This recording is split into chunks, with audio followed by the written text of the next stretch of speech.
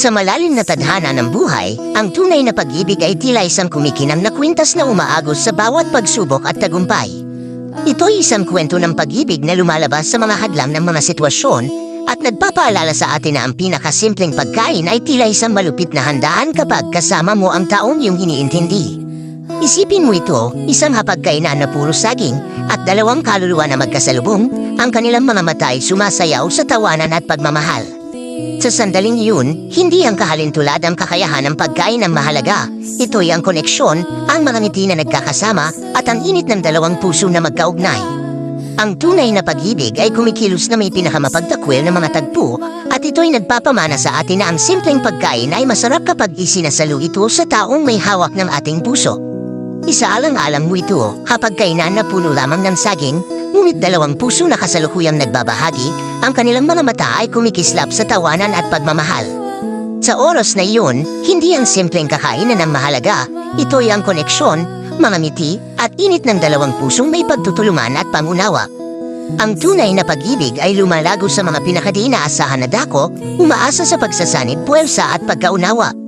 Hindi ito lumuhad sa mga hangganan ng kayamanan, sapagkat alam nito na ang kayamanan ay may kabuntot sa ugnayan na nabuo.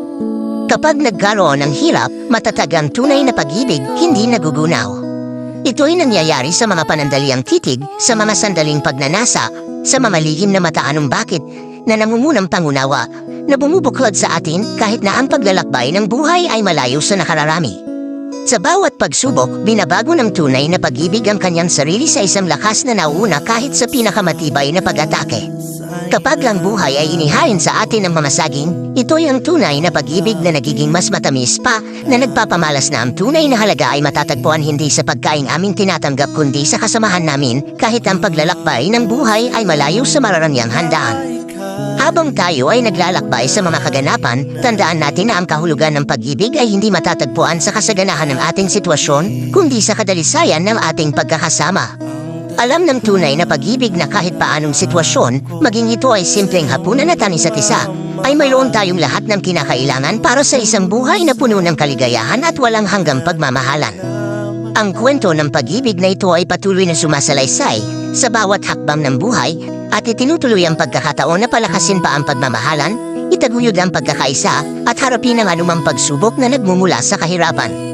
Naiisip mo ba ang simpleng gabi sa ilalim ng mga bituin, ang mga gabing tila walang katapusan sa tawanan at pag-uusap tungkol sa mga pangarap? Sa mga oras na iyon, hindi mo iisipin ang yaman o kakulangan, sapagkat ang lahat ay nagiging ganap sa pagkakaroon ng isa't isa. Habang tayo'y naglalakbay sa kalsada ng buhay, ang tunay na pag-ibig ay isang kasama na hindi nag-aatubiling yakapin ang lahat ng aspeto ng ating pagiging tao. Ito'y nag-aalab sa mga pagkakataon na tila walang-wala tayo, sapagkat alam nito na ang kahirapan ay hindi hadlang sa pagmamahalan. Bawat umaga na magkasama ay pagkakataon na gawing espesyal ang isa't isa, ang bawat sulyap na nagpapalakas sa ating damdamin, at ang bawat pangako ng walang katapusan na pagmamahal. Ang pag-ibig ay hindi naghahanap ng kaharian o ginto, ito'y naghahanap ng kaluluwa na nagmamahal ng tapat. At sa pagtahak natin sa mga makulay na pagkakataon at sa paglalakbay sa mga masalimuot na karanasan, ang tunay na pag-ibig ay magsisilbing aming ilaw, nagliliwanag sa dilim ng mga pag-aalinlangan at nagbibigay kahulugan sa lahat ng aming gawain. Kaya't sa bawat hakbang ng buhay, hayaan nating ang tunay na pag-ibig ay patuloy na maging alon ng saya sa ating puso, ang inspirasyon sa pagtupad ng mga pangarap at ang nag-iisang sandigan sa bawat pag-ikot ng oras. Ang kahirapan ay hindi hadlang sa tunay na pag-ibig, ito'y isa lamang sa mga pagkakataon na maging mas matibay, mas makulay at mas mahalaga ang pag-ibig.